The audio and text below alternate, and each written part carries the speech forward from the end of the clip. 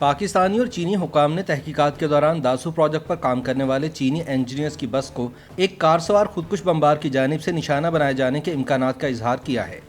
یاد رہے کہ کوہستان میں ہونے والے اس دہشت گرد حملے میں 10 چینی انجینئرز اور 3 پاکستانی مارے گئے تھے، جس کے بعد چین نے پاکستان میں جاری سی پیک منصوبوں پر کام روک دیا ہے۔ چینی کمپنی گزوبا کی بس پر حملے کے بعد داسو پروجیکٹ پر کام کرنے والے عملے کو چھٹی دے کر فی الحال کام سے روک دیا گیا ہے۔ منصوبے پر کام کرنے والے پاکستانی مزدور بھی گھروں کو لوٹ رہے ہیں، لیکن انہیں یہ نہیں بتایا گیا کہ اب کام دوبارہ کب شروع ہوگا۔ ایسے ہی ایک مزدور نے BBC سے گفتگو کرتے ہوئے بتایا کہ ہمارا قافلہ صبح 7 بجے معمول کے مطابق چائنا گزوبا کیمپ برسین سے باہر نکلا تھا۔ ہم نے تقریباً 500 میٹر کا فاصلہ ہی طے کیا ہوگا کہ ایک زوردار دھماکے کی آواز سنائی دی اور ہر جانب مٹی اور دھوئیں کے بادل اٹھنے لگے اور اندھیرا سا چھا گیا۔ ہوا بہت تیز تھی، اس لیے پہلے کچھ دکھائی نہیں دے رہا تھا۔ جس بس میں چینی اہلکار موجود تھے وہ سڑک پر دکھائی نہیں دے رہی تھی۔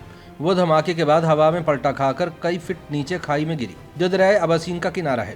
چنانچہ ہم اپنی گاڑیوں سے نیچے اترے اور دریا کے کنارے زخمیوں کی مدد کے لیے دوڑے۔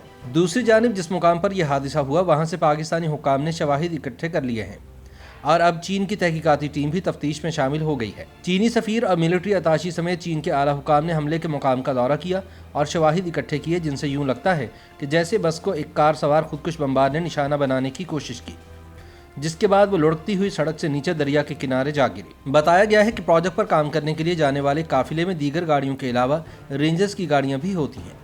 داسو پروجیکٹ پر کام کرنے والے ایک پاکستانی مزدور نے بتایا کہ اس روز بھی ایسا ہی تھا۔ ہم برسین کیمپ جو مرکزی شہر داسو سے 7 کلومیٹر دور ہے اس پر شاہراہ قراقرم کے ایک موڑ پر پہنچے تھے جب ہم سے آگے جانے والی ایک گاڑی پر حملہ ہو گیا۔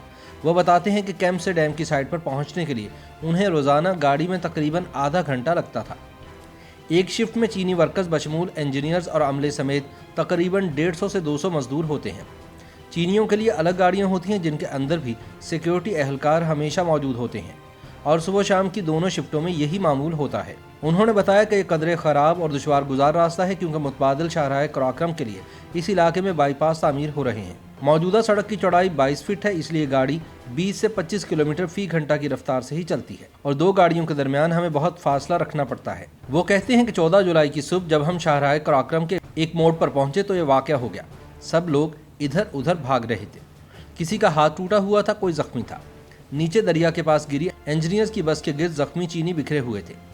اوپر موجود چینیوں کو رینجرز اہلکاروں نے نیچے نہیں جانے دیا، اس لیے ہم مقامی لوگ نیچے گئے۔ ریسکیو والے بھی پہنچ گئے تو 1-1.5 گھنٹے میں ہم زخمیوں کو نیچے سے اوپر لے کر آئے اور پھر دیہی مرکز صحت RIC داسو پہنچایا۔ چونکہ پاکستانی کیمپ اوچھار اور چین کا کیمپ برسین دونوں جائے وقوع سے زیادہ دور نہیں تھے، اس لیے وہاں سے بھی جلد ہی عملہ یہاں پہنچ گیا۔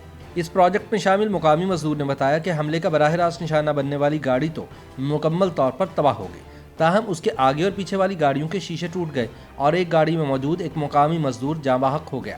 جس گاڑی کو براہ راست نشانہ بنایا گیا اس کا ڈرائیور اور آگے موجود 2 سیکیورٹی اہلکار بری طرح زخمی ہو کر جان کی بازی ہار گئے۔ اس واقعے میں 10 چینیوں سمیت کل 13 اموات ہوئیں جبکہ 27 افراد زخمی ہوئے۔ ایک اور پاکستانی مزدور کا کہنا ہے کہ ہمیں نہیں معلوم کہ یہ دھماکہ کیسے ہوا، لیکن واقعے کے بعد قریب میں ایک نامعلوم شخص کی کھوپڑی پڑی دیکھی گئی۔ معلوم نہیں کہ وہ کس کی کھوپڑی تھی کیونکہ دیگر مرنے اور زخمی ہونے والوں کا تو سب کو معلوم تھا، لیکن وہ کس کی کھوپڑی تھی معلوم نہیں۔ ہاں یہ تو معلوم ہے کہ وہ کوئی مقامی شخص بھی نہیں تھا کیونکہ کوہستان کا یہ علاقہ داسو تو اتنی چھوٹی جگہ ہے کہ اگر کسی گھر کا کوئی اور شخص بھی مرتا تو ہمیں کم از کم اب تک اطلاع مل چکی ہوتی۔ لیکن گاڑیوں میں موجود چینی یا پاکستانی عملے میں سے کتنے جاں بحق ہوئے، کتنے زخمی ہوئے، یہ تو ہمیں معلوم تھا اور ان سب کی لاشیں بھی موجود تھیں۔ اس حوالے سے چینی اور پاکستانی تحقیقاتی ٹیموں نے یہ اندازہ لگایا ہے کہ دراصل ایک کار سوار خودکش بمبار نے مخالف سمت سے آتے ہوئے چینی انجینئرز کی بس کو نشانہ بنانے کی کوشش کی، لیکن اس تک پہنچنے سے پہلے بس کے آگے موجود گاڑی سے ٹکرا گیا۔ لیکن بارودی مواد کا دھماکہ اس قدر شدید تھا کہ اس نے چینی انجینئرز کی بس کو بھی ہٹ کیا اور وہ اڑ کر نیچے دریا کنارے جا گری۔ مقامی لوگ بتاتے ہیں کہ واقعے کے فوری بعد جائے وقوع کے قریب سے گاڑی کا بونٹ اور انجن بھی ملا جس پر چیسس نمبر درج تھا۔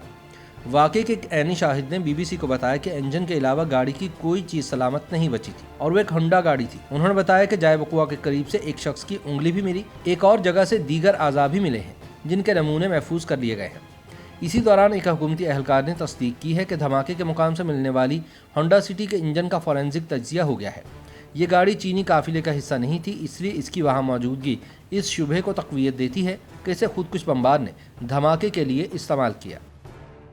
YouTube پر گوگلی نیوز دیکھنے کے لیے youtube.com کی سرچ بار میں googly news T V type کریں۔ گوگلی نیوز کے پیج پر سرخ رنگ کے سبسکرپشن والے بٹن پر کلک کرنا نہ بھولیے۔ YouTube پیج پر اپلوڈ ہونے والی ویڈیوز سے باخبر رہنے کے لیے بیل آئیکن پر کلک کیجیے۔ آپ کو ہر نئی ویڈیو کے بارے میں نوٹیفیکیشن موصول ہو جائے گا۔